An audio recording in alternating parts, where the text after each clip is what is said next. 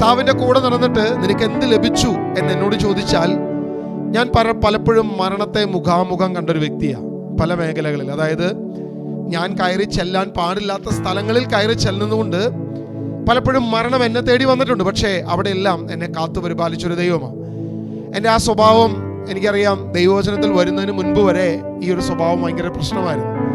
ഞാൻ പോകേണ്ട വഴിയിലൂടെ അല്ല നടന്നത്. ഞാൻ പല വഴിയിലൂടെ, എൻ്റെതായ തന്നിഷ്ടത്തിൻ്റെ വഴിയിലൂടെയൊക്കെ നടന്നപ്പോൾ മരണം എന്നെ മാടി വിളിച്ച അനേക വാതിലുകളിലൂടെ ഞാൻ കടന്നു ചെന്നിട്ടുണ്ട്. പക്ഷേ ഞാൻ ഇന്ന് തിരിച്ചറിയുക, എന്നെക്കൊണ്ട് ദൈവത്തിനൊരു പദ്ധതി ഉണ്ടായിരുന്നുകൊണ്ട് മാത്രം, അല്ലാതെ എൻ്റെ പ്രവൃത്തിയുടെ മഹത്വമൊന്നുമല്ല, അല്ലെങ്കിൽ എൻ്റെ കുടുംബക്കാരുടെയോ എൻ്റെ പൂർവികരുടെയോ എൻ്റെ ഒന്നിൻ്റെ മഹത്വമല്ല.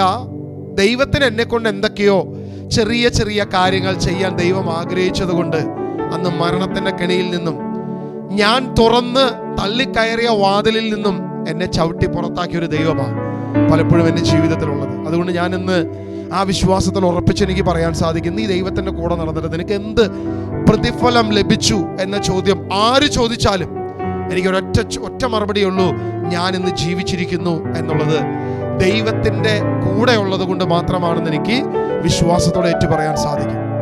പ്രിയമുള്ളവർ, ഇന്ന് ഇതിൻ്റെ അകത്ത് കാണുന്ന 54 ID, ഇതിൽ 53 കുടുംബങ്ങൾ അല്ലെങ്കിൽ അതിൽ കൂടുതൽ കുടുംബങ്ങൾ ഇന്ന് കർത്താവിൻ്റെ സന്നിധിയിൽ നിൽക്കുമ്പോൾ എൻ്റെ ചോദ്യം ഇത് തന്നെയാണ്, എന്ത് പ്രതിഫലമാണ് നിങ്ങൾക്ക് ലഭിച്ചത്? കർത്താവിൻ്റെ കൂടെ നിന്നിട്ട്, അല്ലെങ്കിൽ ദൈവത്തെ അറിഞ്ഞിട്ട് ദൈവവചനത്തിൽ ജീവിച്ചിട്ട് എന്താണ് നിന്റെ കുടുംബത്തിന് ലഭിച്ച പ്രതിഫലം, നിന്റെ ജീവിതത്തിൽ ലഭിച്ച പ്രതിഫലം എന്ന് ഒരു ദിവസം ആരെങ്കിലും ചോദിച്ചാൽ നിങ്ങൾക്ക് എന്ത് മറുപടിയുണ്ട്?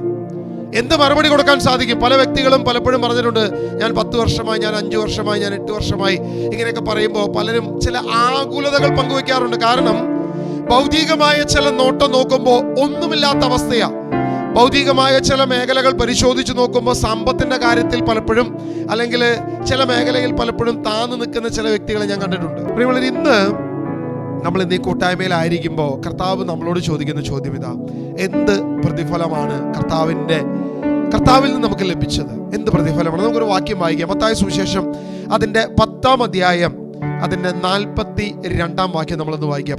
ഈ ചെറിയൊരിൽ ഒരുവന് ശിഷ്യനെന്ന നിലയിൽ ഒരു പാത്രം വെള്ളമെങ്കിലും കൊടുക്കുന്നവന് പ്രതിഫലം ലഭിക്കാതിരിക്കുകയില്ലെന്ന് സത്യമായി ഞാൻ നിങ്ങളോട് പറയുന്നു. ആമേൻ, ഹല്ലേലൂയ. പ്രിയമുള്ളവർ, ശ്രദ്ധിക്കണേ, ഇവിടെ മത്തായി സുവിശേഷം പറയുകയാണ്, ഈ ചെറിയവരിൽ ഒരുവന് ഒരു പാത്രം വെള്ളം കൊടുത്താൽ അതിന് പ്രതിഫലം ലഭിക്കാതിരിക്കത്തില്ല. തീർച്ചയായിട്ടും അതിന് അനുഗ്രഹമുണ്ട് എന്നുള്ളത് ഇത് നമുക്ക് എല്ലാവർക്കും അറിയാവുന്ന ഒരു വാക്യം അല്ലേ?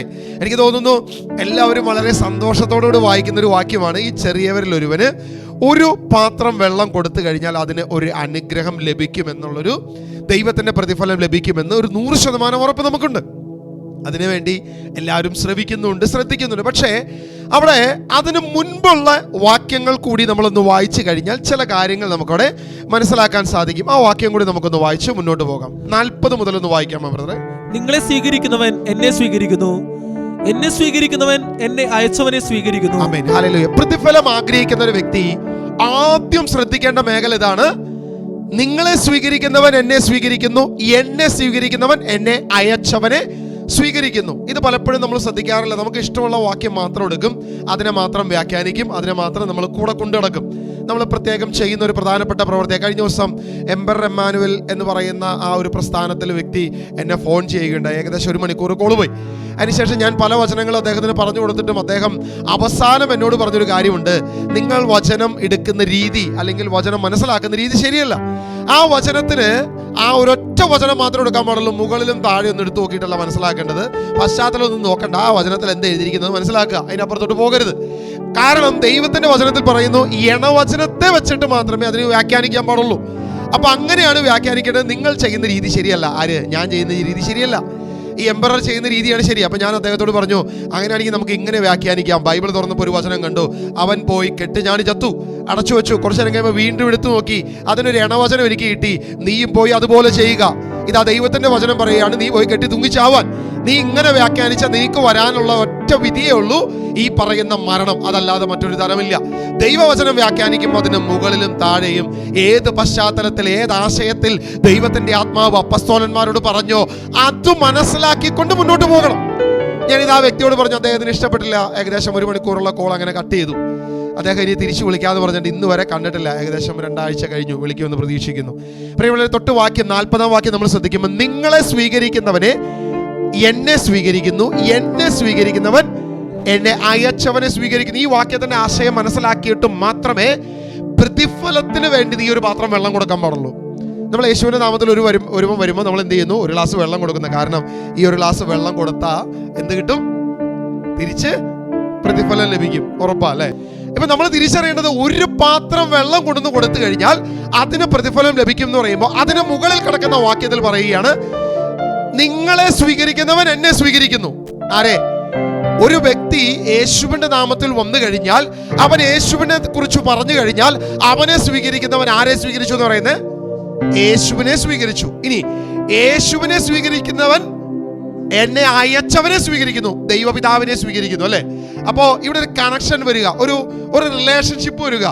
മനുഷ്യനെ, ഒരു ശിഷ്യനെ സ്വീകരിച്ചു, ശിഷ്യനിൽ നിന്ന് ക്രിസ്തുവിലേക്ക്, ക്രിസ്തുവിൽ നിന്നും പിതാവായ ദൈവത്തിലേക്ക്, എന്ന് വെച്ചാൽ ആ ട്രിനിറ്റിയിലേക്ക് നമ്മൾ ചേരുക. ഇനി നമ്മൾ ഒന്നല്ല, നമ്മൾ ട്രിനിറ്റിയുമായി ചേർന്ന് നിൽക്കുന്ന ഒരു വലിയ ഒന്നാണ്, അല്ലെ? ഞാൻ ഏകനല്ല, ഞാൻ ദൈവപിതാവുമായി ഞാൻ യോജിച്ചാണ് ഞാൻ പ്രവർത്തിക്കേണ്ടത്, അല്ലെ? ഇപ്പൊ ഇനി ഈ വാക്യം ശ്രദ്ധിക്കുമ്പോൾ മറ്റൊരു കാര്യം കൂടെ അതിനകത്ത് കൂടെ ശ്രദ്ധിക്കേണ്ടതുണ്ട്. ഏത് ചെറിയവനെയും നമ്മൾ സ്വീകരിക്കണം എന്നുള്ളൊരു വാക്യത്തിന്റെ ആശയം നമുക്ക് അവിടെ ഉണ്ട്. അതവിടെ നിൽക്കട്ടെ. തൊട്ട് താഴത്തെ വചനം വായിച്ചു, ബ്രദറെ. 41-ാം വാക്യം വായിച്ചു. പ്രവാചകനെ പ്രവാചകനായി സ്വീകരിക്കുന്നവന് പ്രവാചകന്റെ പ്രതിഫലവും നീതിമാനായി സ്വീകരിക്കുന്നവന് നീതിമാന്റെ പ്രതിഫലവും ലഭിക്കുന്നു. അതായത് ഓരോരുത്തരെ ഓരോ രീതിയിൽ സ്വീകരിക്കണം, അവനവന്റെ നിലയിൽ, ആ വ്യക്തിത്വത്തിൽ സ്വീകരിക്കണമെന്ന് ദൈവത്തിന്റെ ആത്മാവ് പറയുന്നു. അതായത് പ്രവാചകനെ പ്രവാചകനായി സ്വീകരിക്കണം, നീതിമാനായി സ്വീകരിക്കണം, ശിഷ്യനെ ശിഷ്യനായി സ്വീകരിക്കണം.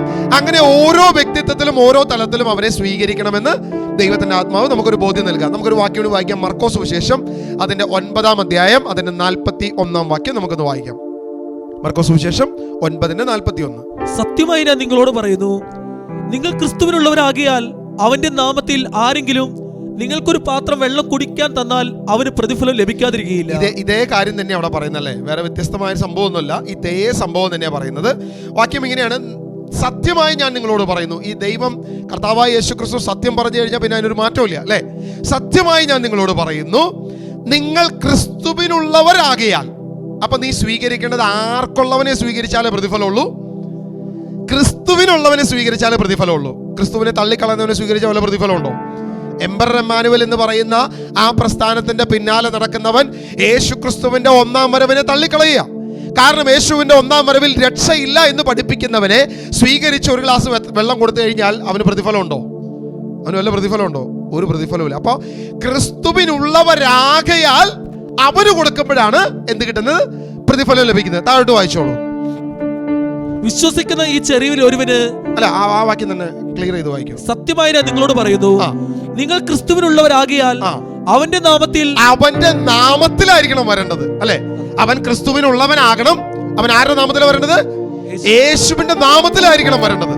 അവന്റെ സ്വന്തം നാമത്തിൽ വന്നാലും മറ്റേത് നാമത്തിൽ വന്നാലും നമ്മൾ എന്ത് ചെയ്യരുത്? അവനെ സ്വീകരിക്കരുത്. ക്രിസ്തുവിന്റെ നാമത്തിൽ അവൻ വരികയും ക്രിസ്തുവിന് കൂട്ടാളിയായി അവൻ വരികയും ക്രിസ്തുവിനുള്ളവനാകുകയും ചെയ്താലേ അവനെ വീട്ടിൽ കയറ്റാൻ പറ്റത്തുള്ളൂ.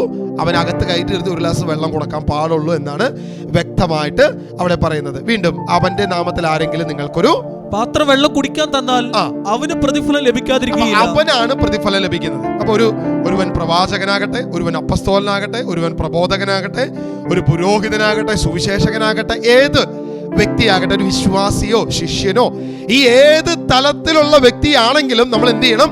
അവനെ ഒന്ന് പരിശോധിക്കണം. ആ പരിശോധിച്ച് എന്ന് കരുതി വരുന്നവൻ ഒരു ഗ്ലാസ് വെള്ളം കൊടുക്കരുതെന്നൊന്നുമല്ലോ പറഞ്ഞത്. ആ ആശയം നിങ്ങൾ തിരിച്ചറിയണേ. ഇവൻ എംബററാ, ഇവൻ ഇനി പച്ചവെള്ളം കൊടുക്കരുത്, അങ്ങനെയല്ല ഇവിടെ പറഞ്ഞിരിക്കുന്നത്. അത് മാനുഷികമായ പരിഗണനയാണ്. പക്ഷെ പ്രതിഫലേച്ഛയോട് നമ്മൾ ചെയ്യുമ്പോൾ, അല്ലെങ്കിൽ ദൈവത്തിൽ നിന്നും അനുഗ്രഹം പ്രതീക്ഷിച്ചിട്ട് നീ ചെയ്യണമെങ്കിൽ എന്ത് ചെയ്യണം? ഈ രീതിയിലാണ് ചെയ്യണം. മറ്റേത് എന്താണ്? മാനുഷികമായ പരിഗണന. സ്വന്തം സഹോദരൻ നിന്നെ പോലെ തന്നെ സ്നേഹിക്കുക. യേശു പറഞ്ഞ വാക്യം എന്താണ്? നിന്റെ സഹോദരനാണ് അവൻ നിന്നെ പോലെ തന്നെ സ്നേഹിക്കുക. അതിനകത്ത് ഒരു മാറ്റമില്ല. നമുക്ക് ആ ബോധ്യം നമുക്കുണ്ടാകണം. പക്ഷേ അവനെ സ്വീകരിക്കുന്നത് ദൈവദാസനായി സ്വീകരിക്കുമ്പോൾ, അല്ലെങ്കിൽ ആ രീതിയിൽ സ്വീകരിക്കേണ്ട കാര്യത്തിലാണ് ഇവിടെ ദൈവത്തിന്റെ വചനം കൃത്യമായിട്ട് പറഞ്ഞിരിക്കുന്നത്. ശ്രദ്ധിക്കണേ, ഇവിടെ എനിക്ക് 1-2 കാര്യങ്ങളോടൊന്ന് പരിശോധിച്ച് മുന്നോട്ട് പോയി കഴിഞ്ഞാൽ നിങ്ങൾക്ക് ഇതിന്റെ ആശയം കുറച്ചും കൂടി വ്യക്തമായിട്ട് മനസ്സിലാകും. നമ്മൾ ഇതിൻ്റെ പശ്ചാത്തലം, മർക്കോസ് സുവിശേഷത്തിൻ്റെ പശ്ചാത്തലം കൂടി ഒന്ന് നമ്മൾ പരിശോധിക്കുക. അതിൻ്റെ 38 മുതൽ വാക്യം ഒന്ന് വായിച്ചു കഴിഞ്ഞാൽ നമുക്കതിൻ്റെ പശ്ചാത്തലം നമുക്ക് വളരെ ക്ലിയർ ആയിട്ട് നമുക്ക് മനസ്സിലാവും. ആ വാക്യം കൂടി നമ്മളൊന്ന് വായിച്ചു. യോഹന്നാൻ അവനോട് പറഞ്ഞു, ഗുരു, നിന്റെ നാമത്തിൽ പിശാചുകളെ പുറത്താക്കുന്ന ഒരാളെ ഞങ്ങൾ കണ്ടു, ഞങ്ങൾ അവനെ തടഞ്ഞു. ഓക്കെ, അപ്പോൾ ആൻഡ്രു ബ്രദർ ഉത്തരം പറയും. ആര് ആണ് അവിടെ പറഞ്ഞത്? ആരാ പറഞ്ഞത്? യോഹന്നാൻ അവനോട് പറഞ്ഞു. ആരോട് പറഞ്ഞു? യേശുവിനോട് പറഞ്ഞു, ഗുരു, നിന്റെ നാമത്തിൽ പിശാചുകളെ പുറത്താക്കുന്ന ഞാൻ കണ്ടു എന്നാണോ? ഞങ്ങൾ കണ്ടു. അപ്പോ യോഹന്നാൻ റെപ്രസെന്റേറ്റ് ചെയ്യുന്നത് ആരെയാണ്? ശിഷ്യന്മാരെ മുഴുവനുമാണ്. പക്ഷെ ശിഷ്യന്മാർ എന്ത് പ്രവൃത്തി ചെയ്തോടെ? ഞങ്ങൾ അവനെ തടഞ്ഞു. അപ്പൊ യേശു വ്യക്തമായിട്ട് പറയുകയാണ്, അവൻ ഞങ്ങളെ അനുഗമിച്ചില്ല, അതുകൊണ്ട് ഞങ്ങൾ അവനെ തടഞ്ഞു എന്ന് യേശു പറഞ്ഞപ്പോ യേശു പറഞ്ഞത് അവനെ തടയണ്ട. ഒരുവന് എന്റെ നാമത്തിൽ അത്ഭുത പ്രവൃത്തി ചെയ്യുവാനും ഉടനെ എന്നെ കുറിച്ച് ദൂഷണം പറയാനും സാധിക്കുകയില്ല. അതായത് എന്റെ നാമത്തിൽ അത്ഭുതം ചെയ്യുന്നവന് പെട്ടെന്ന് തന്നെ ദൂഷണം പറയാൻ സാധിക്കത്തില്ല. ഈ പറയുന്ന വാക്കിന്റെ അർത്ഥം, ആശയം എന്താണെന്നുള്ളത് നമ്മൾ പരിശോധിക്കണം. കാരണം യേശുവിന്റെ നാമത്തിൽ ഒരു അത്ഭുതം സംഭവിക്കണമെങ്കിൽ അത് യേശുവിനുള്ളവനായിരിക്കണം. യേശുവിന്റെ നാമത്തിൽ അത്ഭുതം സംഭവിക്കണമെങ്കിൽ അവൻ യേശുവിനുള്ളവനായിരിക്കണം. പക്ഷെ മറ്റു പല നാമത്തിൽ അത്ഭുതം സംഭവിക്കും, പക്ഷെ ഒന്നും യേശുവിനുള്ളതല്ല. പറഞ്ഞു മനസ്സിലായോ? ഇപ്പൊ ചാര കുഞ്ഞമ്മയുടെ നാമത്തിൽ അത്ഭുതം സംഭവിക്കും, അത് യേശുവിനുള്ളതല്ല. ഇങ്ങനെ അത്ഭുതങ്ങൾ അനേക സ്ഥലത്ത് സംഭവിക്കും. ഈ അത്ഭുതത്തിന്റെ പിന്നാലെ പോകുന്നതിന് എന്ത് സംഭവിക്കും? അവന് പ്രതിഫലം കിട്ടത്തില്ല. കാരണം എന്താ? അത് യേശുവിന്റെ നാമത്തിലല്ല അവൻ പോകുന്നത്, യേശുവിനുള്ളവന്റെ പിന്നാലെ അല്ല അവൻ പോകുന്നത്, അവൻ പോകുന്നത് ലോകത്തിന്റെ പിന്നാലെയാ. അവന് ചിലപ്പോൾ ILTS പാസ്സാകും, അത്ഭുതങ്ങൾ സംഭവിക്കും, അടയാളങ്ങൾ സംഭവിക്കും, പക്ഷെ ഇതൊന്നും യേശുവിന്റെ നാമത്തിലല്ല. പഴയ നിയമത്തിൽ വ്യക്തമായിട്ട് പറയുക, ഒരു പ്രവാചകൻ വന്ന് പറയുകയും അത് അങ്ങനെ തന്നെ സംഭവിക്കുകയും അത് മറ്റൊരു ദൈവത്തെ പിൻചൊല്ലാമെന്ന് പറയുകയും ചെയ്താൽ നീ പോകരുത്, ദൈവം നിന്നെ പരീക്ഷിക്കുകയായിരിക്കും, അതുകൊണ്ട് നീ അതിന്റെ പിന്നാലെ പോകരുത് എന്ന് ദൈവത്തിന്റെ ആത്മാവ് വ്യക്തമായിട്ട് പറയുക. അതാണ് മത്തായി സുവിശേഷത്തിൽ പറഞ്ഞത്, യേശുവിന്റെ നാമത്തിലുള്ളവനും യേശുവിനുള്ളവനും ആയിരിക്കുന്നെങ്കിൽ മാത്രമേ അതിനെ പിൻചൊല്ലാൻ പാടുള്ളൂ, അതിനെ ചേർത്ത് പിടിക്കാൻ പാടുള്ളൂ. വീണ്ടും ഒരാശയം കൂടി അവിടെയുണ്ട്. നിങ്ങൾ ശ്രദ്ധിച്ചേ, ഇതാരാ എഴുതിയിരിക്കുന്നത്? ഈ സുവിശേഷം എഴുതിയിരിക്കുന്നത് ആരാണ്? മർക്കോസ് സുവിശേഷമാണ് നമ്മൾ വായിച്ചത് അല്ലേ? യോഹന്നാൻ അവനോട് പറഞ്ഞു, ഗുരു, നിന്റെ നാമത്തിൽ പിശാചുകളെ പുറത്താക്കുന്ന ഒരാളെ ഞങ്ങൾ കണ്ടു. ഇത് മർക്കോസ് എഴുതി അല്ലേ? വേറെ ആരെഴുതി? ലൂക്കോസ് എഴുതി. ഇതേ ആശയം തന്നെ ലൂക്കോസ് വളരെ ചുരുങ്ങിയ ആശയത്തിൽ ലൂക്കോസും ഇത് എഴുതി. ലൂക്ക അതിന്റെ 9-ാം അധ്യായം 49-ഉം 50-ഉം വാക്യങ്ങളിൽ നമ്മൾ ഇതേ സംഭവം തന്നെ കിടക്കുന്നുണ്ട്. അപ്പൊ ലൂക്കോസും മർക്കോസും ഈ സംഭവം എഴുതി. ആരെഴുതിയില്ല? മത്തായും എഴുതിയില്ല, യോഹന്നാനും എഴുതിയില്ല. എനിക്കിത് വാക്യം വായിച്ചു കഴിയുമ്പോൾ എനിക്ക് തോന്നിയൊരു സാധനമുണ്ട്. എടാ യോഹന്നാനെ അല്ലെങ്കിൽ മത്തായി, നിങ്ങൾ കൊള്ളാം, രണ്ടുപേരും ഇവർ ഈ സംഭവം എഴുതിയില്ല. കാരണം എന്താ? യേശു ഈ കാര്യം പറഞ്ഞിട്ട് അവരെ തിരുത്തുകയായിരുന്നു അല്ലേ? ഞങ്ങളെ കൂടെ വന്ന് ശുശ്രൂഷ ചെയ്യാത്ത, ഞങ്ങളുടെ പിന്നാലെ വരാത്തവന്മാരെ ഞങ്ങൾ എന്ത് ചെയ്തു? ബ്ലോക്ക് ചെയ്തു. അവന്മാരുടെ പരിപാടി ഞങ്ങൾ നിർത്തി, അവന്മാരുടെ പെട്ടിയും കടയും പൂട്ടിച്ചു, അവരുടെ കട ഞങ്ങളാണ് പൂട്ടിച്ചു. ഈ പരിപാടി നടക്കത്തില്ല എന്ന് പറഞ്ഞ് അവന്മാരുടെ കട ഞങ്ങളാണ് പൂട്ടിച്ച്. അപ്പൊ കർത്താവ് വിശ്വസിച്ച് പറഞ്ഞ്, ഈ പരിപാടി മേലാല് ചെയ്തേക്കരുത്, കാരണം എൻ്റെ നാമത്തിൽ ഒരുവൻ അത്ഭുതം പ്രവർത്തിക്കണമെങ്കിൽ നീ അറിയാതെ അവൻ എനിക്കുള്ളതാ. നീ അറിയുന്നില്ല, നീ ഈ കമ്പനിയിൽ അവനില്ല, പക്ഷേ അവൻ എനിക്കുള്ളതാ. ആ പരിപാടി ഇനി മേലാക്കം ചെയ്തു പോകരുത് എന്ന് പറഞ്ഞ്. അപ്പോൾ ഈ കർത്താവ് കുറ്റം പറഞ്ഞ കാര്യമായതുകൊണ്ട് മത്തായി സുവിശേഷകനും എഴുതിയില്ല, യോഹന്നാനും എഴുതിയില്ല. എനിക്ക് ആദ്യം വന്ന ചിന്ത അതാ. അപ്പൊ ഞാനിങ്ങനെ ഇവന്മാരെ കൊള്ളാം, എന്തായാലും സംഭവമൊക്കെ മറച്ചു വെച്ചു. പക്ഷെ ഞാൻ പിന്നീട് തൊട്ടടുത്ത് ചിന്തിച്ച കാര്യം ഇതാണ്, പിന്നെ എങ്ങനെ ഇവർ അറിഞ്ഞു? ഈ ലൂക്കാ സുവിശേഷകനും അറിഞ്ഞു, മർക്കോസ് സുവിശേഷകനും അറിഞ്ഞു. ഇതെങ്ങനെ അറിഞ്ഞു? ഇവര് വിളിച്ചു പറയാതെ ഇത് അറിയാൻ ഒരു സാധ്യതയില്ല. ശിഷ്യന്മാരെന്ത് ചെയ്തിട്ടുണ്ടാവും? അത് പ്രൊക്ലെയിം ചെയ്തിട്ടുണ്ടാകും. തങ്ങളുടെ ജീവിതത്തിൽ ഉണ്ടായ ഒരു വലിയ അബദ്ധം യേശുക്രിസ്തു തിരുത്തി കൊടുത്തപ്പോ ആ തിരുത്തി കൊടുത്ത കാര്യം തന്റെ സുവിശേഷങ്ങളിൽ, സുവിശേഷ പ്രഘോഷണങ്ങളിൽ, ഇതാ മത്തായി സുവിശേഷകനാകട്ടെ, യോഹന്നാൻ സുവിശേഷകനാകട്ടെ, അനേക പ്രാവശ്യം സാക്ഷ്യം പറഞ്ഞൊരു സംഭവത്തിൽ നിന്നാണ് മർക്കോസ് എഴുതി വെക്കുന്നത്. യോഹന്നാൻ അവനോട് പറഞ്ഞു, ഗുരു, നിന്റെ നാമത്തിൽ പിശാചുക്കളെ പുറത്താക്കുന്ന ഒരാളെ ഞങ്ങൾ കണ്ടു, എന്നാൽ അവനെ തടയേണ്ടെന്ന് യേശു ഒരു ഉപദേശം നൽകി. അപ്പൊ ഈ കാര്യം അവര് പറഞ്ഞിട്ടുണ്ട്, പക്ഷെ അവർ സുവിശേഷത്തിൽ എഴുതിയിട്ടില്ല എന്നേ ഉള്ളൂ. യോഹന്നാൻ സുവിശേഷകൻ എപ്പോഴും പറയുന്നുണ്ട്, ഇത് മുഴുവൻ എഴുതാൻ നിന്ന് അതിന് മാത്രമേ, അല്ലെങ്കിൽ അത് ഉൾക്കൊള്ളാൻ അത് തീരത്തിൽ അത്രയും അധികം അത്ഭുതങ്ങളും അടയാളങ്ങളും ദൈവത്തിന്റെ പ്രബോധനങ്ങളും ഉണ്ട്, അത് മുഴുവൻ ഞങ്ങൾ എഴുതിയിട്ടില്ല എന്ന് വ്യക്തമായിട്ട് പറയുക. ശ്രദ്ധിക്കണേ, എന്തിനാണ് നമ്മൾ ഈ ആശയം പറഞ്ഞത്, ഈ കാര്യം പറഞ്ഞത്? ഈ സിറ്റുവേഷൻ വെച്ചിട്ടാണ്, അതായത് അവർക്ക് പറ്റിയ ഒരു തെറ്റ്, ഒരു പ്രധാനപ്പെട്ട പ്രശ്നം, അവർ ക്രിസ്തുവിനെ ഉള്ളവരെ കണ്ടിട്ട് അത് യേശുവിനുള്ളവരല്ല എന്ന് തെറ്റിദ്ധരിച്ച് അവരെന്ത് ചെയ്തു? അവരെ തടഞ്ഞു. അപ്പൊ യേശു പറഞ്ഞു, അവരെനിക്കുള്ളതാണ്, അവരെ തടയരുത് എന്നൊരു കാര്യം പറഞ്ഞ് അവർക്കുള്ള വാതിൽ തുറന്നിട്ട് കൊടുത്തു. അതിനുശേഷം പറയുകയാണ്, 39 വാക്യം വായിച്ചോ മോനെ. യേശു പറഞ്ഞു, അവരെ തടയണ്ട. ഒരുവന് എന്റെ നാമത്തിൽ അത്ഭുത പ്രവൃത്തി ചെയ്യുവാനും ഉടനെ എന്നെ കുറിച്ച് ദൂഷണം പറയുവാനും സാധിക്കുകയില്ല. ഇത് 2 വഞ്ചിയിലും കാലി ചവിട്ടി മുന്നോട്ട് പോവുക അസാധ്യമാണ്. 2 വഞ്ചിയിലും കാലി ചവിട്ടി നിൽക്കുന്ന ആളുകൾ യേശുവിന്റെ നാമത്തിലല്ല അത്ഭുതം ചെയ്യുന്നത്, അത് യേശുവിനുള്ളവരല്ല എന്ന് വ്യക്തമായി യേശുവിടെ പ്രഖ്യാപിച്ചു കഴിഞ്ഞു. ഇനി അടുത്ത വാക്യം വായിക്കുമ്പോൾ, നമുക്കെതിരില്ലാത്തവൻ നമ്മുടെ പക്ഷത്താണ്. എന്നിട്ട് പറയുകയാണ്, സത്യം സത്യമായി ഞാൻ നിങ്ങളോട് പറയുന്നു, നിങ്ങൾ ക്രിസ്തുവിനുള്ളവരാകിയാൽ അവന്റെ നാമത്തിൽ ആരെങ്കിലും നിങ്ങൾക്ക് ഒരു പാത്രം വെള്ളം കുടിക്കാൻ തന്നാൽ അവന് പ്രതിഫലം ലഭിക്കാതിരിക്കുകയില്ല. ഈ പ്രതിഫലം കൊടുക്കുന്നത് ആരാ? മനുഷ്യനാണോ കൊടുക്കുന്നത്? ആരാ കൊടുക്കുന്നത്? സ്വർഗമാണ് കൊടുക്കുന്നത്, അല്ലെ? ദൈവമാണോ കൊടുക്കുന്നത്? സ്വർഗമാണ് പ്രതിഫലം കൊടുക്കുന്നത്. ഡ്യൂട്ടി ചെയ്ത് ആരാണ്? മനുഷ്യനാണ്, അല്ലെ? പ്രവർത്തിച്ചു. ഒരുവൻ സുവിശേഷം പറഞ്ഞു, ആ സുവിശേഷം കേട്ട വ്യക്തി ഒരു ഗ്ലാസ് വെള്ളം കൊടുത്തു, അതിന്റെ പ്രതിഫലം സ്വർഗത്തിൽ നിന്ന് ലഭിച്ചു. ഒരു കണക്ഷൻ, നമ്മൾ നേരത്തെ ഒരു കണക്ഷൻ വെച്ചിരുന്നു, അല്ലെ? എന്നെ സ്വീകരിക്കുന്നവൻ യേശുവിനെ സ്വീകരിക്കുന്നു, യേശുവിനെ സ്വീകരിക്കുന്നവൻ പിതാവിനെ സ്വീകരിക്കുന്നു. ഇതേ കണക്ഷൻ തന്നെയാണ് ഇവിടെ തിരിച്ചിപ്പുറത്തോട്ടും കടന്നു വരുന്നത്.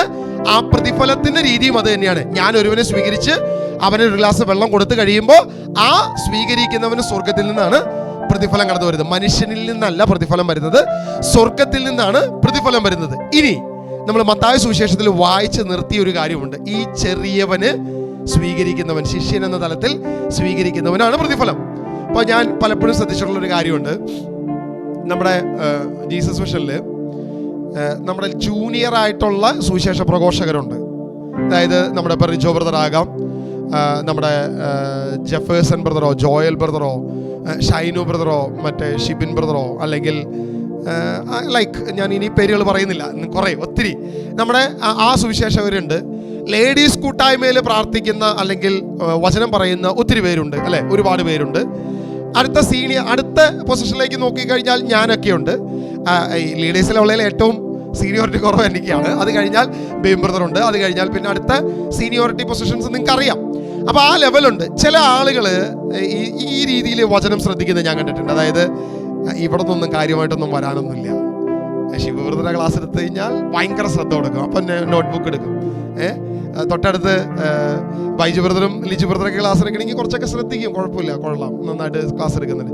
അടുത്ത സെക്ഷൻ ആണെങ്കിൽ ഇതിങ്ങനെ കിടന്ന് പറയട്ടെ. തൊട്ടടുത്ത സെക്ഷൻ ആണെങ്കിൽ ശ്രദ്ധിച്ചിരിക്കും, കൊള്ളാലോ. അടുത്ത സെക്ഷനിലോട്ട് പോകുമ്പോൾ പിന്നെ അതൊരു ഒരു സീരിയസ് ആയിട്ട് പോലും എടുക്കാത്ത ആളുകളെ ഞാൻ കണ്ടിട്ടുണ്ട്.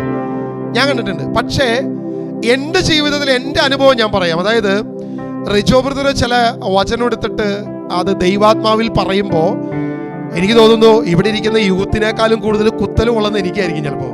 കാരണം ഞാൻ എന്നെയാണോ ഈ പറയുന്നത്, ഇത് എന്നെയാണോ ചൂണ്ടി പറയുന്നത്, എനിക്ക് പലപ്പോഴും തോന്നിയിട്ടുണ്ട്. ബ്രദറിലൂടെ ശിവബ്രദറിലൂടെ നമുക്ക് പലപ്പോഴും തോന്നാറുണ്ട്. പക്ഷേ നമ്മളെ ഒരു ചെറിയവനിൽ നിന്ന് പോലും നമുക്ക് എന്തുണ്ട്? ദൈവികമായ ഉപദേശങ്ങളുണ്ട്, അല്ലെങ്കിൽ ദൈവം നമ്മളെ ചില കാര്യങ്ങൾ തരുന്ന മേഖലയുണ്ട്. ഇവിടെ ദൈവത്തിന്റെ വചനം പറയാണ്, ഈ ചെറിയവനെ ഒരുവനെ ശിഷ്യനായി നീ പരിഗണിക്കുമ്പോഴാണ് നിനക്ക് എന്ത് കിട്ടുന്നത്? പ്രതിഫലം ലഭിക്കുന്നത്. ഈ ചെറിയവനെ നീ വലിയവനെ കാണുമ്പോൾ, എല്ലാവരും വലിയവനെ കാണുമ്പോൾ പ്രതിഫലം ഉണ്ടാവും. കാരണം അവനറിയാം വലിയവനെ കാണുമ്പോൾ ഇത് ചെയ്യൂന്നുള്ളത്, അല്ലെ? മാർപ്പാപ്പ വന്നാൽ കയ്യെ മുത്താത്ത ആരെങ്കിലും ഉണ്ടോ? ഒരുത്തരുമില്ല. അത് കണ്ടാ അറിയാം മാർപ്പാപ്പയാണ്, കയ്യെ മുത്തി കഴിഞ്ഞാൽ എന്തോ കിട്ടും എന്നുള്ളൊരു പ്രതീക്ഷയുണ്ട് ഇവിടെ, അല്ലെ? ഇനി അത്ഭുതമായി വലിയ പ്രവർത്തനങ്ങൾ നടത്തുന്ന ഏതെങ്കിലും സുവിശേഷകരെ കണ്ടാലും അതിന്റെ പിന്നാലെ പോകും, അതിനെയും പിടിച്ച് കൈമുത്തും. അതൊക്കെ ചെയ്യുന്നവരാ. നല്ല പാസ്റ്ററോ, നല്ല ബ്രദേഴ്സോ, നല്ല ഏതൊരു വ്യക്തിയെ കണ്ടാലും നമ്മൾ എന്ത് ചെയ്യും? ഇപ്പൊ TV ജോഷിയോടൊന്ന് കാണാൻ കിട്ടിക്കഴിഞ്ഞ് കഴിഞ്ഞാൽ പോവാത്ത ആരുള്ളേ? എല്ലാവരും പോകും, അല്ലെ? ആൽഫ് ലൂക്കാവോ, TV ജോഷി, ഇങ്ങനെ ദൈവത്തിന്റെ ആത്മാവിൽ പ്രവർത്തിക്കുന്ന അനേക വ്യക്തികളുണ്ട്. ഇവരൊക്കെ കാണുമ്പോൾ എല്ലാവരും അംഗീകരിക്കും. കർത്താവിനറിയാം നീ ഈ പ്രവൃത്തിയൊക്കെ തന്നെ ചെയ്യുന്നുള്ളത് കർത്താവിന് നല്ല ബോധ്യമുണ്ട്. അതുകൊണ്ടാണ് കർത്താവ് ചെറിയൊരു വാക്യം തിരിച്ചു വെച്ചത്. നമ്മുടെയൊക്കെ ഹൃദയത്തെ വ്യക്തമായിട്ട് അറിയാവുന്നവനായതുകൊണ്ടാണ് ദൈവം കൃത്യമായി അവിടെ വാക്യം വെച്ചത്. 41-ാം വാക്യം ഒന്നും കൂടി വായിക്കാൻ പോനെ. സത്യമായി ഞാൻ നിങ്ങളോട് പറയുന്നു, നിങ്ങൾ ക്രിസ്തുവിനുള്ളവരാകിയാൽ അവന്റെ നാമത്തിൽ ആരെങ്കിലും നിങ്ങൾക്കൊരു പാത്രം വെള്ളം കുടിക്കാൻ തന്നാൽ അവന് പ്രതിഫലം ലഭിക്കാതിരിക്കുകയില്ല. സുവിശേഷത്തിൽ നമ്മൾ എന്താ വായിച്ചത്? ഈ ചെറിയവനിൽ ഒരുവന്, അല്ലേ? അവന് ചിലപ്പോൾ വലിയ പ്രൗഢി ഉണ്ടാകത്തില്ല, അവന് വലിയ മിനിസ്ട്രി ഉണ്ടാകത്തില്ല, അവന് വലിയ വലിയ ആഘോഷങ്ങളോ വലിയ അത്ഭുത പ്രവർത്തകനോ വലിയ മെസ്സേജ് പറയുന്ന ഇതൊന്നും ഉണ്ടാകത്തില്ല. പക്ഷെ ശിഷ്യൻ എന്ന തലത്തിൽ ഈ ചെറിയവന് ഈ ചെറിയവരിൽ ഒരുവന് ശിഷ്യൻ എന്ന നിലയിൽ ഒരു പാത്രം വെള്ളമെങ്കിലും കൊടുക്കുന്നവന് പ്രതിഫലം ലഭിക്കാതിരിക്കില്ലെന്ന്. അതായത് വലിയവനെയൊക്കെ നിങ്ങൾ സ്വീകരിക്കുന്നു കർത്താവിന് വ്യക്തമായിട്ട് അറിയാവുന്നതുകൊണ്ട് കർത്താവ് എന്ത് ചെയ്തു? നീ ചെറിയവനെ സ്വീകരിക്കാൻ പഠിക്കുമ്പോഴാണ് നീ ശിഷ്യനാകുന്നുള്ള യഥാർത്ഥത്തിൽ. ഈ ചെറിയവനെ സ്വീകരിക്കാത്തവൻ ആരെന്നറിയാമോ? യേശുവിനെയാണ് തള്ളിക്കളയുന്നത്. ഈ ചെറിയവനെ സ്വീകരിക്കുക, യേശുവിന്റെ നാമത്തിൽ വരുന്ന ഏത് ചെറിയവനെയും നീ സ്വീകരിക്കാതിരിക്കുമ്പോ നീ തള്ളിക്കളയുന്നത് യേശുവിനെയാ. നിന്റെ പ്രതിഫലം അവിടെ ബ്ലോക്കായി, അവിടെ പ്രതിഫലം അവസാനിച്ചു. ആ പ്രതിഫലത്തിന് വേണ്ടി അവിടെ പോയി കൈ നീട്ടരുത്, കിട്ടത്തില്ല. പ്രതിഫലം ലഭിക്കാൻ പോകുന്നില്ല. നമ്മുടെ പ്രശ്നം അതാ, നമ്മൾ ഇത് മനസ്സിലാക്കുന്നില്ല. ഈ ദൈവവചനത്തിന്റെ ഈ ആഴത്തെക്കുറിച്ച്, ദൈവം ഇതിന്റെ ഉള്ളിൽ ഒളിപ്പിച്ചു വെച്ചിരിക്കുന്ന ഈ രഹസ്യത്തെക്കുറിച്ച് നമ്മൾ എന്ത് ചെയ്യുന്നില്ല? നമ്മൾ മനസ്സിലാക്കുന്നില്ല. നമ്മൾ എന്നിട്ട് എന്ത് ചെയ്യുക? ഞാനിതെല്ലാവരെയും സ്വീകരിക്കുന്നുണ്ടല്ലോ, ഞാൻ എല്ലാവരും അവിടെ കൃത്യമായിട്ട് വ്യക്തമായിട്ട് പറഞ്ഞു, പ്രവാചകനായി സ്വീകരിക്കുന്നവർ പ്രവാചകന്റെ പ്രതിഫലവും, നീതിമാനായി സ്വീകരിക്കുന്നത് നീതിമാന്റെ പ്രതിഫലം. അതായത് പ്രവാചകൻ പ്രവചിക്കുകയും അത് സംഭവിക്കുകയും ചെയ്തു, നിനക്കറിയാം അവൻ പ്രവാചകനാണെന്ന്, നീ എന്ത് ചെയ്യും? പ്രവാചകനെ സ്വീകരിക്കും. പക്ഷെ നീതിമാനാണെങ്കിലോ അവന്റെ നീതി ദൈവമാണ് അളക്കുന്നത്, നിനക്കറിയുന്നില്ല അവൻ നീതിമാനാണോന്ന്. നീതിമാനെയും സ്വീകരിക്കണം, ഈ ചെറിയവനെയും സ്വീകരിക്കണം. യേശുവിന്റെ നാമത്തിൽ വരുന്ന ചെറിയവനെയും വലിയവനെയും സ്വീകരിക്കും. അല്ലെങ്കിൽ ചെറിയവനെ സ്വീകരിക്കുമ്പോഴാണ് നീ യഥാർത്ഥ ശിഷ്യനാകുന്നുള്ളൂ. മറ്റേത് ശിഷ്യനല്ല, നീ കപടഭക്തനാണ്. പ്രതിഫലേച്ഛയോടെ മാത്രം തൂമ്പയിട്ട് വലിക്കുന്നവനായി നമ്മൾ എന്ത് ചെയ്യും? നമ്മൾ മാറും. പലപ്പോഴും ഈ പ്രതിഫലം ലഭിക്കാത്തതിന്റെ കാരണവും ഇത് തന്നെയാണ്. നമുക്ക് ഈ പ്രതിഫലം യഥാർത്ഥ തലത്തിൽ ലഭിക്കാത്തതിന്റെ കാരണവും ഇത് തന്നെയാണ്. ഈ ചെറിയവനെ നമ്മൾ എന്ത് ചെയ്യുക? തള്ളിക്കളയുക. ആര് നമ്മളെ തള്ളും? കർത്താവ് നമ്മളെയും തള്ളും. ചെറിയവനെ തള്ളിയപ്പോൾ നമ്മൾ ആരെ തള്ളിയത്? യേശുവിനെ തള്ളി. യേശുവിനെ തള്ളിയപ്പോൾ നമ്മൾ ആരെ തള്ളി? പിതാവിനെ തള്ളി. പ്രതിഫലം എവിടെ നിന്ന് ലഭിക്കേണ്ടത്? സ്വർഗത്തിൽ നിന്നാ. ഈ ചെറിയവനിൽ നിന്നും യേശുവിലേക്കും യേശുവിൽ നിന്നും സ്വർഗത്തിലേക്കും ഒരു മെസ്സേജ് ചെന്നാലേ അവിടെ നിന്ന് ഇങ്ങോട്ട് ഇത് വരത്തുള്ളൂ. നമ്മളൊരു ലോൺ അപ്ലൈ ചെയ്തു, അല്ലെങ്കിൽ ഒരു ആപ്ലിക്കേഷൻ വെച്ചു, ഒരു പൈസയ്ക്ക് വേണ്ടി ചോദിച്ചു, എന്ത് കാര്യമുണ്ടെങ്കിൽ അതിനൊരു പ്രൊസീജിയർ ഉണ്ടല്ലേ? മുകളിൽ ഈ പറഞ്ഞ സാധനത്തിന്റെ പ്രൊസീജിയർ എത്തിയാൽ മാത്രമേ പണം ഇങ്ങോട്ട് വരത്തുള്ളൂ. അല്ലാതെ ബാങ്കിൽ ചെന്നു, ബാങ്ക് മാനേജർ പറഞ്ഞു ഓക്കെ ലോൺ വേണമെങ്കിൽ അപേക്ഷിക്കണം. ഓക്കെ, വളരെ വിനീതനായി എഴുന്നേറ്റ് എന്ന് ബാങ്ക് മാനേജറോട് കുമ്പിട്ട് നിന്നിട്ട് അയ്യാ എന്തെങ്കിലും തരണേന്ന് പറഞ്ഞ് നീ അപേക്ഷിച്ചാൽ ലോണൊന്നും കിട്ടാൻ പോകുന്നില്ല. നിന്റെ കുമ്പിടലല്ല ലോൺ വരാൻ പോകുന്നത്. അപേക്ഷ പേപ്പറിൽ എഴുതി അതിന്റെ പ്രൊസീജിയർ നീ എന്ത് ചെയ്യണം? കൃത്യമായി ഫോളോ അപ്പ് ചെയ്താലാണ് ഇത് അവിടെ ചെല്ലുമ്പോഴാണ് നിനക്ക് ആ ലോൺ ഇങ്ങോട്ട് കിട്ടുന്നത്. മനസ്സിലായോ? അപ്പൊ ആ പ്രതിഫലം ദൈവത്തിൽ നിന്ന് ലഭിക്കുന്നതിന്റെ തടസ്സം എന്താണ്? പലരെയും സ്വീകരിക്കാത്തതിന്റെ കുറവാണെന്ന് ദൈവത്തിന്റെ വചനം പറയുന്നു. വീണ്ടും മർക്കോസ് സുവിശേഷത്തിലേക്ക് നമ്മൾ കടന്നു പോയിട്ട് നമ്മൾ അവസാനിപ്പിക്കാം. മർക്കോസ് 9:42 കൂടി വായിച്ച് നമ്മൾ മുന്നോട്ട് പോവുകയാണ്. വിശ്വസിക്കുന്ന ഈ ചെറിയവരിൽ ഒരുവന് ഇടർച്ച വരുത്തുന്നവൻ ആരായാലും അവന് കൂടുതൽ നല്ലത് ഒരു വലിയ തിരികല്ല് കഴുത്തിൽ കെട്ടി കടലിൽ എറിയപ്പെടുന്നതാണ്. ഇവിടെ മർക്കോസ് സുവിശേഷകൻ ചെറിയവർ എന്നുള്ള വാക്യം ഉപയോഗിച്ചിട്ടില്ല, അല്ലെ? നമ്മൾ മത്തായി സുവിശേഷത്തിൽ പോയ കണ്ടത്. മർക്കോസ് സുവിശേഷത്തിൽ ഈ ചെറിയവനെ സ്വീകരിക്കുന്ന ആശയം അവിടെ വന്നിട്ടില്ല. പക്ഷേ അടുത്ത വാക്യം നിങ്ങൾ വായിച്ചു നോക്കുമ്പോൾ 42-ാം വാക്യം വായിക്കുമ്പോൾ വിശ്വസിക്കുന്ന ഈ ചെറിയവരിൽ ഒരുവന്, അവിടെ ചെറിയവനെ എടുത്തത് കർത്താവ് വലിയവനെയാണോ? ദൈവവചനത്തിൽ ബോധ്യമുള്ള തിയോളജി പഠിച്ച അവന്റെ ബിടെക്കും അല്ലെങ്കിൽ ഇതെല്ലാം കഴിഞ്ഞ് എല്ലാ പഠനവും കഴിഞ്ഞവനെയാണോ ഉദ്ദേശിക്കുന്നത്? അല്ല, ചെറിയവൻ. വിശ്വാസത്തിൽ ശിഷ്യൻ എന്ന രീതിയിൽ ചെറിയ ഏതെങ്കിലും ഒരു വ്യക്തിയെ നീ ഇടർച്ച വരുത്തി കഴിഞ്ഞാൽ നിനക്ക് നല്ലത് എന്താണ്?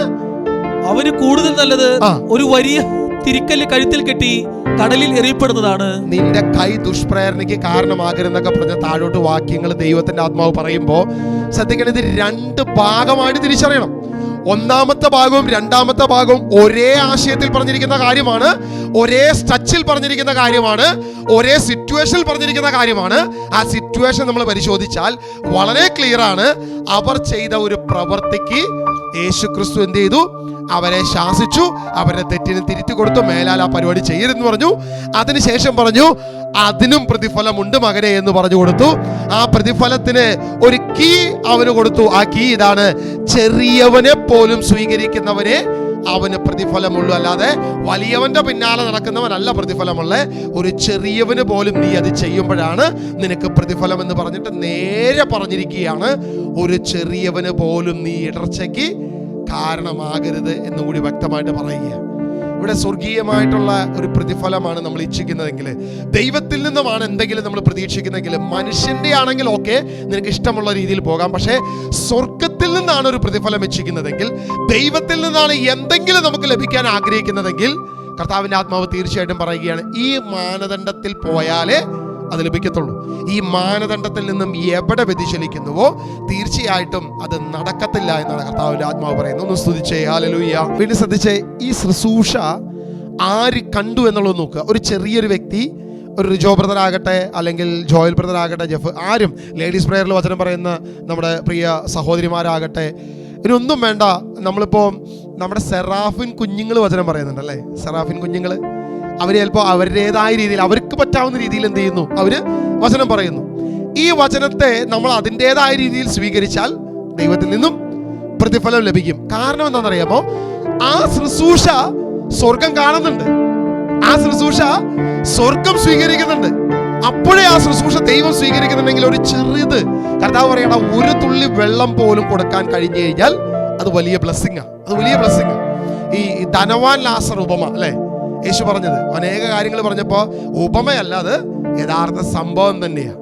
ധനവാൻ ലാസറിന്റെ കാര്യം, അവിടെ ധനവാൻ തിരിച്ചു പറയുന്നൊരു വാക്യം ഞാൻ വളരെ ശ്രദ്ധിച്ചിട്ടുള്ള കാര്യമാണ്. ലാസറിന്റെ വിരല് വെള്ളത്തിലൊന്ന് മുക്കിയിട്ട് ഒന്ന് എൻ്റെ നാവിലൊന്ന് തൊടിയിക്കാൻ ഒന്ന് വിടുമോ? ധനവാൻ ഒരു റിക്വസ്റ്റാണ് ചോദിക്കുന്നത്, ഒന്നൊന്ന് തൊടിയിക്കാൻ ഒന്ന് വിടുമോ എന്ന് ചോദിക്കുന്നൊരു ചോദ്യം. ഞാൻ ഈ പറയട്ടെ, നിങ്ങൾ നമുക്ക് ലഭിക്കുന്ന ഈ ടാങ്കിലെ വെള്ളം, ഇനി അത്രയും പറഞ്ഞാൽ പോരാന്ന് എനിക്ക് തോന്നുന്നു. ഓക്കെ, എന്തുവാട്ടെ, ജീസസ് വിഷനിലൂടെ അല്ലെങ്കിൽ മിനിസ്ട്രിയിലൂടെ, പല ബ്രദേഴ്സിലൂടെ, പല വ്യക്തികളിലൂടെ, പല ഓരോ ഏതൊരു കൊച്ചു കുഞ്ഞിലൂടെയും നമുക്ക് ലഭിക്കുന്ന സുവിശേഷത്തിൻ്റെ ആഴങ്ങളുണ്ടല്ലോ, ദൈവം നമുക്ക് നൽകുന്ന നിധികളാണ് യഥാർത്ഥത്തിൽ. അതൊരു ഗ്ലാസ് വെള്ളത്തോട് ഉപമിച്ചാൽ പോരാ. കാരണം അത് ഒരു ടാങ്കിലെ വെള്ളത്തോടും അല്ലെങ്കിൽ അതിനപ്പുറം കുളത്തിലെ വെള്ളത്തോടോ കടലിലെ വെള്ളത്തോടോ ഒക്കെ നമുക്ക് ഉപമിക്കാം. ദൈവം അത്രത്തോളം അനുഗ്രഹിക്കപ്പെട്ട ശുശ്രൂഷകരെ കർത്താവ് ഈ മിനിസ്ട്രിക്ക് തന്നിട്ടുണ്ട്. അനേക വ്യക്തികളെ ദൈവം തന്നിട്ടുണ്ട്, ഒത്തിരി പേരെ ദൈവം തന്നിട്ടുണ്ട്. അപ്പൊ അതുകൊണ്ട് തന്നെ നമ്മൾ തിരിച്ചറിയണം, ഇതൊരു വലിയ അനുഗ്രഹമാണ്. ലാസറും ധനവാന്റെ കാര്യത്തിൽ, ധനവാൻ അവിടെ നിൽക്കുമ്പോൾ കർത്താവ് തൊട്ടടുത്ത വാക്യത്തിൽ തിരിച്ചു പറയുന്ന ഒരു കാര്യമുണ്ട്. താഴെ അവരോട് പോയി ലാസറിനെ കൊണ്ടൊന്ന് പറയിപ്പിക്കാമോ എന്ന് ചോദിക്കുമ്പോൾ യേശു പറയുന്ന ഒരു, അബ്രഹാം പറയുന്നൊരു കാര്യമുണ്ട്, നടപടി ആവത്തില്ല, അവിടെ സുവിശേഷകരും പ്രവാചകന്മാരും ഉണ്ട്, അവരിൽ നിന്ന് കേട്ടാൽ മതി. നിങ്ങൾ ശ്രദ്ധിക്കണം, ഇതൊന്നും ഇല്ലാത്തൊരു കാലഘട്ടം ഉണ്ടാവും. ഇന്ന് നമുക്ക് സുവിശേഷത്തിന് കുറവില്ല, വചന വ്യാഖ്യാനത്തിന് കുറവില്ല, ക്യാമ്പുകൾക്ക് കുറവില്ല, ദൈവവചനത്തിന്റെ ആഴങ്ങൾ ലഭിക്കുന്നതിന് ഒരു കുറവില്ല, ആവശ്യം പോലെ കിട്ടുന്നുണ്ട്. അതൊരു ഗ്ലാസ്സിലല്ല, ഒരു തുള്ളി നക്കി ഇങ്ങനെ നാവിൽ തരുന്നതല്ല, അതിങ്ങനെ അനേകമായി ലഭിച്ചുകൊണ്ടിരിക്കുക, അനന്തമായിട്ട് ലഭിച്ചുകൊണ്ടിരിക്കുക. ഒരാഴ്ചയിൽ തന്നെ എത്ര സൂം പ്രയറുകൾ, എത്ര വീഡിയോകൾ, അതിന് നിങ്ങൾക്ക് പങ്കെടുക്കാൻ പറ്റാത്ത ഏതെങ്കിലും വൺ ഡേ പ്രയറുള്ള ക്ലാസ്സുകളാണെങ്കിൽ അത് യൂട്യൂബ് ചാനലിലൂടെ എത്ര ചാനലുകൾ, ഇതിലൂടെ എല്ലാം നിങ്ങൾക്ക് സുവിശേഷങ്ങൾ, വചനങ്ങൾ ഇങ്ങനെ കിട്ടിക്കൊണ്ടിരിക്കുക. നിങ്ങൾക്ക് വിലയുണ്ടോ എന്ന് എനിക്കറിയത്തില്ല, നിങ്ങളത് എത്ര പേര് കാണുന്നുണ്ടെന്ന് എനിക്കറിയത്തില്ല. എൻ്റെ ക്ലാസ്സുകൾ കണ്ടില്ലെങ്കിലും പ്രിയ ലിജു ബ്രദറിൻ്റെയും ബൈജു ബ്രദറിൻ്റെ ഒക്കെ എത്രയോ ശ്രേഷ്ഠമായ ക്ലാസ്സുകൾ നടക്കുന്നത്, ഇത് എത്ര പേര് കാണുന്നുണ്ട് അറിയത്തില്ല. എന്തുമാകട്ടെ, നിങ്ങൾ ശ്രദ്ധിക്കണേ, ഇതൊന്നും ലഭിക്കാത്തൊരു ദിനമുണ്ട്, ഇതൊന്നും കിട്ടാതെ വരുന്ന ഒരു ദിവസമുണ്ട്. ധനവാൻ നിലവിളിച്ചപേക്ഷിച്ച്, അയ്യോ ഒരു തുള്ളി വെള്ളം ആ ലാസറിനെ കൊണ്ടൊന്ന് തരുമോ എന്ന് ചോദിക്കുന്ന ചില നാളുകൾ വരാൻ പോകുക. വലിയ ക്ഷാമത്തിന്റെ, ദൈവത്തിന്റെ പ്രവാചകന്മാര്, ആമോസ് ആകട്ടെ, ഇങ്ങനെ പ്രവാചകന്മാര് പ്രവചിച്ചു വെച്ചിരിക്കുക, ഇതാ വലിയ ക്ഷാമത്തിന്റെ ദിനം വരാൻ പോകുന്നു. കർത്താവിന്റെ വരവിന് മുൻപ് സുവിശേഷകർ ഇല്ലാത്തൊരു കാലഘട്ടം, അല്ലെങ്കിൽ ദൈവവചനം പ്രഖ്യാപിക്കാനോ പ്രഘോഷിക്കാനോ ഇല്ലാത്ത ഒരു ക്ഷാമത്തിന്റെ കാലഘട്ടം ഉണ്ടാകാൻ പോവുകയാണ്. എവിടെ പോകും നമ്മൾ? ഒരു തുള്ളി വെള്ളത്തിന് എവിടെ പോകും? വായിച്ചാൽ മനസ്സിലാകുന്നില്ല, ഗ്രഹിക്കുന്നില്ല, ദൈവാത്മാവ് വെളിപ്പെടുത്തുന്നില്ല. എന്തുകൊണ്ടാണ്? നിങ്ങൾക്ക് ആവശ്യമില്ലാതെ നടന്നൊരു കാലമുണ്ട്, ആവശ്യം പോലെ ലഭിച്ചുകൊണ്ടിരുന്നപ്പോൾ ഇതിന് വില കൊടുക്കാത്തൊരു കാലമുണ്ട്. കർത്താവ് പറയടാ, അന്ന് നീ വില കൊടുക്കാത്തത് കൊണ്ട് കർത്താവ് നിന്നിൽ നിന്ന് മാറ്റി വെച്ചിരിക്കുക.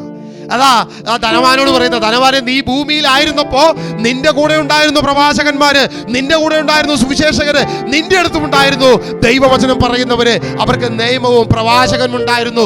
നീ അതിനെ തൊട്ട് നോക്കിയിട്ടില്ല, തിരിഞ്ഞു നോക്കിയിട്ടില്ല. അതുകൊണ്ട് ഇവിടെ നീ വറ്റോളം കിടക്കും, ഒരു ഗ്ലാസ് വെള്ളം പോലും കിട്ടാതെ നീ എവിടെ കിടക്കും. അതാ യേശു പറയുന്നത്, നീ ഒരു ഗ്ലാസ് വെള്ളം കൊടുത്താൽ ഇത് പ്രതിഫലം. ഞങ്ങൾക്കൊരു ഉറപ്പുണ്ട്, എനിക്ക് ഞാനും ബൈജു ബ്രദറിനോട് കഴിഞ്ഞ ദിവസം കമ്മ്യൂണിക്കേറ്റ് ചെയ്തപ്പോൾ ബൈജു ബ്രദറിനോട് പറഞ്ഞൊരു കാര്യമുണ്ട്. ബൈജു ബ്രദറെ, ഈ ഒരു ഗ്ലാസ് വെള്ളം കൊടുത്താൽ പ്രതിഫലം എന്നുള്ള പറഞ്ഞിരിക്കുന്നത്. അപ്പോൾ ബൈജു ബ്രദർ ഇങ്ങനെ പറഞ്ഞു, മോനടാ നീയൊക്കെ ഒരു ക്ലാസ് പോയിട്ട് തൊട്ട് കൊടുക്കണ്ടോടാ എന്ന് ചോദിക്കുകയാണ് എന്നോട്. ഞാൻ പറഞ്ഞു എനിക്ക് അറിയില്ല ബ്രദറെ, നമ്മൾ വചനം കൊടുക്കുന്നുണ്ട്, പക്ഷേ അതൊരു തുള്ളി വെള്ളമെങ്കിലും ഒരു ഡ്രോപ്പെങ്കിലും കൊടുക്കാൻ സാധിച്ചോ എന്ന് എനിക്ക് അറിയത്തില്ല ബ്രദറെ എന്ന് പറഞ്ഞു. അതായത് സുവിശേഷം കൊടുക്കുമ്പോഴും ഇതേ അവസ്ഥ തന്നെയാണ്.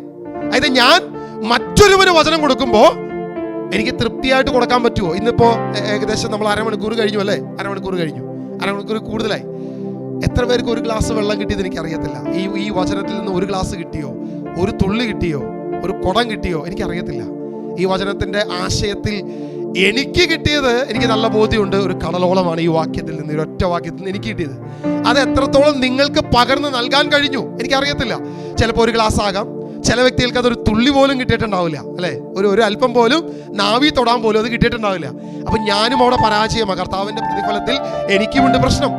ഞാൻ നിങ്ങൾക്ക് മുഴുവൻ ഒരു ഗ്ലാസ് തരാൻ ലഭിച്ചാൽ, അല്ലെങ്കിൽ ഒരു പാത്രം നൽകാൻ പറ്റിയാലേ എനിക്കും പ്രതിഫലമുള്ളൂ കർത്താവിൻ്റെ സന്നിധിയിൽ. കാരണം ഞാൻ അങ്ങോട്ട് തന്നത് ഈ വചനമല്ല, ഇതൊരു ഗ്ലാസ് വെള്ളം തന്നെയാണ്. അപ്പം ഇത് എനിക്ക് ചിലപ്പോൾ ഒരു തുള്ളിയെ തരാൻ പറ്റിയിട്ടുണ്ടാവുള്ളൂ, ഒരു പക്ഷെ ഒരു ഗ്ലാസ് തരാൻ പറ്റിയിട്ടുണ്ടാവും, ചിലപ്പോൾ ഒരു കുടം നിറയെ തരാൻ പറ്റിയിട്ടുണ്ടാവും. കർത്താവ് നാളെ ഒരു ടാങ്ക് നിറച്ച് കൊടുക്കാനുള്ള കൃപ തരട്ടെ എന്ന് നിങ്ങൾ എനിക്ക് വേണ്ടി പ്രാർത്ഥിക്കണം. അതുപോലെ തന്നെ കർത്താവിൻ്റെ പ്രതിഫലത്തിന് വേണ്ടി നമ്മൾ ആഗ്രഹിക്കുമ്പോൾ, യേശു ക്രിസ്തുവിൽ ഒരു ചെറിയവനെ പോലും സ്വീകരിക്കുമ്പോൾ ആ സ്വീകാര്യത്തിനാണ് അനുഗ്രഹം. അത് ദൈവപിതാവ് കാണുന്നു. അതുപോലെ തന്നെ ഒരു ചെറിയവന് പോലും ഇടർച്ച ഉണ്ടാക്കാതെ കർത്താവ് നമ്മളെ കാത്തു പരിപാലിക്കട്ടെ. ദൈവികമായ അനുഗ്രഹം നമ്മുടെ കൂടെ ഇരിക്കട്ടെ എന്ന് പ്രാർത്ഥിക്കുന്നു. നമ്മുടെ കണ്ണുകളെ അടയ്ക്കാം.